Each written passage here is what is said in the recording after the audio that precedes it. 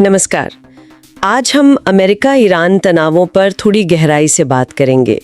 इनका इतिहास काफ़ी पेचीदा है और मौजूदा हालात भी कुछ कम उलझे हुए नहीं हैं।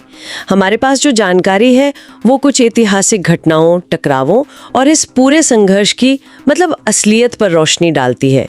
कोशिश ये रहेगी कि हम समझें कि क्या अमेरिका ने कभी ईरान पर सीधा फुल स्केल हमला किया है, क्योंकि खबरें तो बहुत आती हैं, पर क्या ये बस आजकल की बात है या दशकों पुरानी कहानी।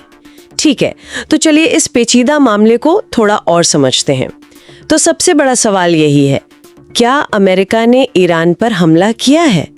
जो जानकारी है उसके हिसाब से जून 2025 तक तो ऐसा कोई पुष्ट फुल स्केल हमला नहीं हुआ है। हाँ, और ये सवाल उठता क्यों है ये भी समझना जरूरी है, क्योंकि देखिए तनाव का इतिहास बहुत लंबा है। 1979 की ईरानी क्रांति हुई, फिर वो अमेरिकी दूतावास में बंधक संकट, ये वो चीजें हैं जिनका जिक्र बार बार आता है।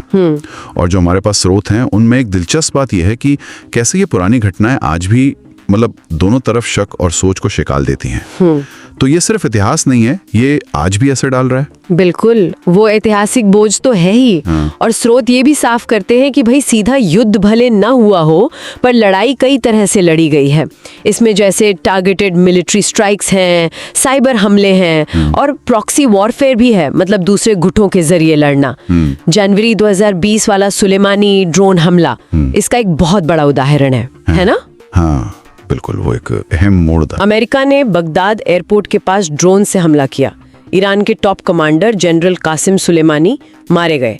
अमेरिका का कहना था कि सुलेमानी अमेरिकी लोगों पर हमलों की प्लानिंग कर रहे थे। फिर ईरान ने भी जवाब दिया।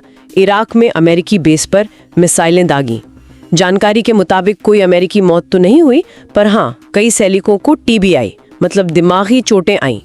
तो यहाँ बात एकदम से बहुत गंभीर हो गई थी। दिखाता है कि स्थिति कितनी नाजुक है। बिल्कुल, और अगर हम इसे थोड़ा और बड़े दायरे में देखें तो ये सीधे सीधे शैडो वॉर वाली बात से जुड़ता है। अप्रत्यक्ष युद्ध, ये शब्द इन स्रोतों में काफी इस्तेमाल हुआ है।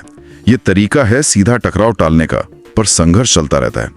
इसमें ईरान समर्थित गुटों का इस्तेमाल होता है, जैसे इराक में कुछ मिलिशिया हैं, लेबनान में हिजबुल्लाह है, यमन में हूती हैं।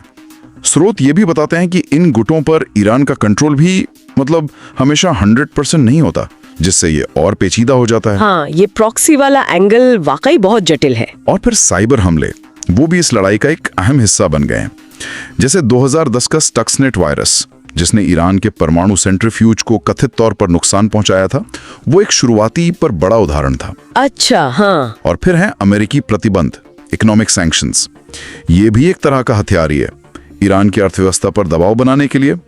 और स्रोत बताते हैं कि इसका असर आम लोगों पर भी काफी पड़ा है। तो इन सब को मिला के देखें, प्रॉक्सी हमले, साइबर अटैक, कभी कभार सीधी सैन्य कार्रवाई, प्रतिबंध, तो तस्वीर ये बनती है कि एक खुला युद्ध तो नहीं, पर एक लगातार सुलगता हुआ शैडो वॉर जरूर है। इसमें फारस की खाड़ी में जहाज़ों से जुड़ी घटनाएं भी शामिल हैं। टकराव, तोड़फोड़ की कोशिशें, इनका भी जिक्र है दस्तावेजों में।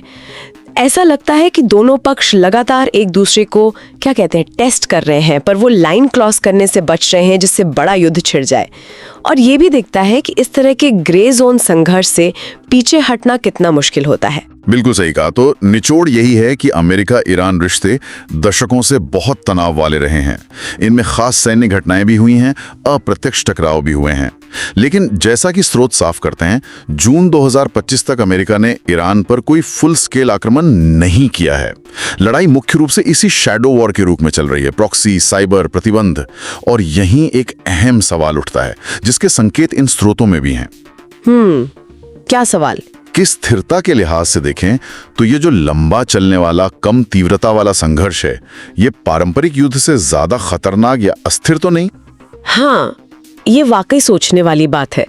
ये शैडो वॉर की स्थिति जो एक तरह से नियमों के दायरे से बाहर चलती है, इसका ग्लोबल स्टेबिलिटी पर क्या असर पड़ता है? क्या ये कम दिखने वाली लगातार चलती लड़ाई, जिसमें सीमाएं धुंधली हैं, लंबे समय में ज्यादा अप्रत्याशित या शायद ज्यादा खतरनाक हो सकती है? जैसा कि स्रोत भी कहते हैं, ये स्थिति बदलती रहती है, तो इस पर नजर बनाए रखना जरूरी है कि आगे क्या होता है।